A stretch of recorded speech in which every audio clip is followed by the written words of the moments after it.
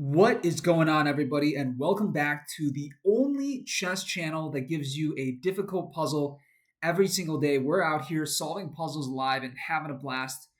And today we're looking at this puzzle that is taking place in the endgame. And what I want to focus on during this solve is just getting into a nice flow, getting into that intuitive zone where we're relying on our instincts and we're trying to integrate some of these techniques that we've been trying to implement over the past few days as we've been improving on this channel. So we're not going to focus on anything specific. We're just going to try to bring everything together and see how it affects our ability to solve this puzzle. So again, this is a position that's in a rook and king endgame. We're down by 2 pawns, but we have this very dangerous pass pawn here on b4. And his king is kind of out of the action here all the way on f3. And we have this concept called the box. And it's a square that is a square that's composed of the pawn to the promotion rank as one of the lines. So an equal length of lines drawn around in a square here determines whether or not the king can catch up to the pawn. And his king right now sits just outside that square, but if it was his turn to move, he could step in the square and he would be in time to stop the pawn. But nevertheless, if the pawn were allowed to advance in a way that was potentially dangerous, then his king is just right on that boundary. He could get pushed out of the box and we could promote this pawn. So that's the most likely outcome that I see happening. There's not really much to consider in terms of king safety yet. Just with a rook and a king versus a rook and a king, we're probably not going to be checkmating the enemy opponent. And winning material is a possibility. Maybe we can pick up a couple of pawns, although we need more than that to be winning without any other factors. And also, there's a possibility of potentially picking up this rook. So I would say the puzzle at this moment, as it stands, probably 70% chance we're going to be promoting this pass pawn, 30% chance that we can win some sort of material. And within that 30% probability, 70% of it is winning this rook, and 30% of it is winning a bunch of pawns from the opponent. So with that in mind, let's take a look at the candidate moves. The first move that I can see is just straight up pushing this pawn and seeing what can happen. So if we push the pawn, he can come closer with his king, and we can maybe sacrifice our rook, do something really crazy like that, and he takes, and then we push the pawn to the b2 square, and he can't stop it with his king because his king is now outside of the box of the pawn. If we were to draw it like so, he can't step into that box in time. Really small box, I know. Alternatively, he can try to stop the pawn with his rook. But either way, whether he goes into the b file, which we'll just take with his king, or he goes to the a file, in which case we'll take with a pawn, he's just a little bit short. So that sequence looks pretty good for us if he decides to move his king closer, but he doesn't have to do that. He can bring his rook down to a1. And if he were to do that, we have to get out of the way of the pawn, so we can move our rook to c2, or move our rook to a2 and hit his rook. But in either case, he can just bring his rook to b1, and now it's attacking our pawn, and we can give a check on c3 to defend the pawn, and he moves his king to e2. And our rook is kind of stuck here guarding this pawn on b3, and we can't push it because as soon as we push it, he can just take it with his rook. So b3 looks like a suspect move for those reasons. I think that we need something a little bit more violent, a little bit more forcing. b3 is not the most forcing move other than just bringing our pawn one step closer to promotion. So let's look for something else. Another idea that jumps to mind is this check on b3. Obviously it's a check, so it's a very forcing move.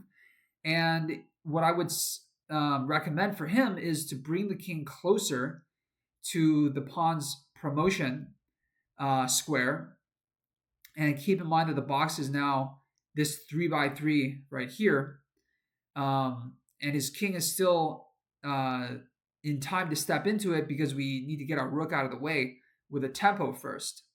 So after king e2, another move that I like is pushing the rook over to the a file, rook a3, and his rook is kind of trapped along the a file because he can't go into the b file. Our king is guarding that square quite nicely, and it looks like he's forced to take on a3, because if he doesn't take, we'll just take his rook for free, and that's enough to win the game, even if we don't win any pawns or promote this b pawn right away. After takes, b takes a3, and now the box has shifted over. It's the same size box, but it's now shifted over one file to the a file, and so his king is no longer able to get inside of it, and we can just push this pawn to promotion. So that sequence looks really good. There's no way for him to get any closer than king e2. He's limited by the mobility of his king. And rook a3 looks like an absolutely crushing move. So we can look at another option. Instead of moving his king closer, let's say he decides to push his pawn. Can he make it into a race? And the answer to that is he can't do it right away because he's in check. So if he tries to do it here, instead of moving his rook, we can just take his rook, and then he can push the pawn, and then we can just bring our rook back to a8, and we would be stopping this pawn before it can promote. And in fact, we can just win this pawn and capture it. And he's not going to be able to stop our pawn. We can take on c5 and protect our pawn with our king. And once we clean up this threat here on the e file with our rook, we can go back to supporting the promotion of this pawn or try to win this pawn and just very straightforwardly win the game up that much in material.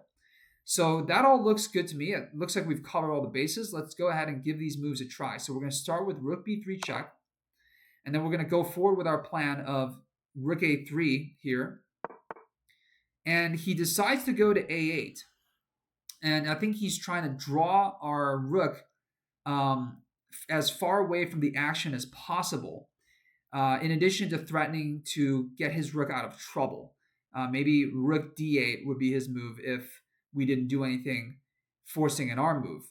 So I think we have to take his rook now. It's now or never. We have to get this rook off the board, and we get to win some material here. And that's the end of that puzzle. Okay, very fantastic. So any takeaways we can get from this? Definitely look for the most forcing move to start. b3 was the first move that jumped out at us, but rook b3 check is objectively a more forcing move, and we always want to start with that because that simplifies our calculation, and it's also the more likely move to be correct, especially when we're solving puzzles.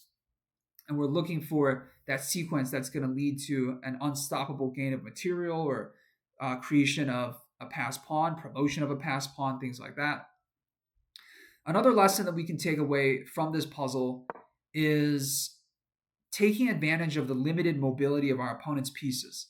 The king can only move one square at a time, so it can only get so close to this pawn. And this rook as well, because it's kind of trapped here on the a file that we identified, it's not able to run away from our rook or our king in a way that avoids its capture or trade. And the trade was very favorable for us because we got to recapture with our pawn shifted over by one file.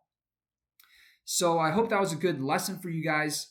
We've integrated some of the techniques that we've earned over the past couple of days here on this channel, and look forward to another video tomorrow where we'll solve a puzzle. And go ahead and subscribe if you liked it, give it a thumbs up, and we'll see you guys on the next video.